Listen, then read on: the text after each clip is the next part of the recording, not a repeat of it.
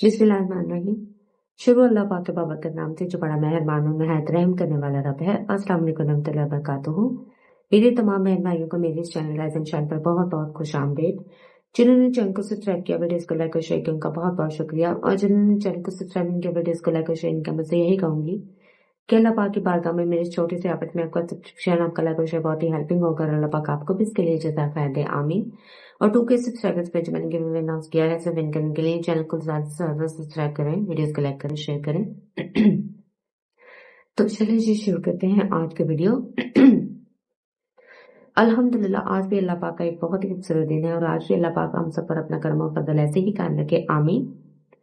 आज इस मौजू पर मैं गुफ्तगू करना चाह रही हूँ। वो मौजू है कि जब हम वजू करते हैं, नमाज से पहले, कुरान से पहले, किसी भी इबादत से पहले, तो उस वजू के हमारी जिंदगी पर क्या असरात मुरतब होते हैं, उस वजू के हमारी जिंदगी में एक इंसान को क्या फायदे हैं।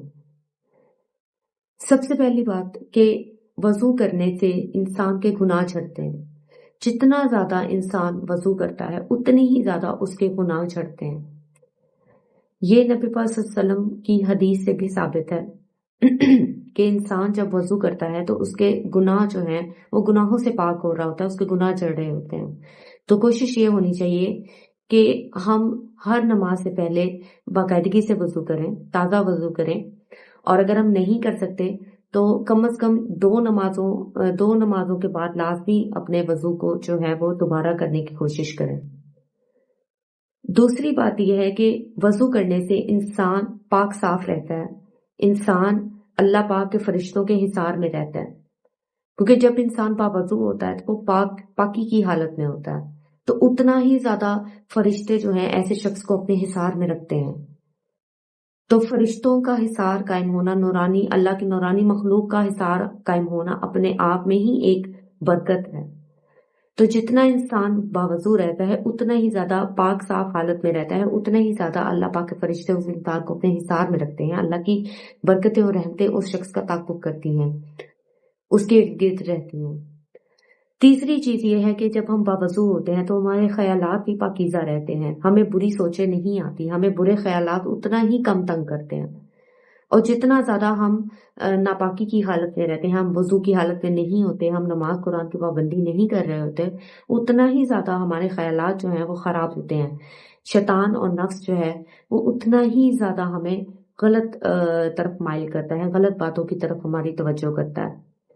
तो हम जितना ज्यादा बावजू रहते हैं उतनी ही ज्यादा हमारे ख्यालात पाक साफ होते हैं, उतना ही ज्यादा हम शैतान और नफ्स के हमलों से बचे रहते हैं। क्योंकि वजू अपने आप में इंसान का एक हिसार भी है। ये जिस तरह अगर ये इंसान के गुनाह को खत्म करता है, इंसान को पाक करता है, उसी तरह ये इंसान का हिसार भी करता है, उसकी हिफाजत भी करता है शैतान से, नफ्स से, बुरे ख्यालात से।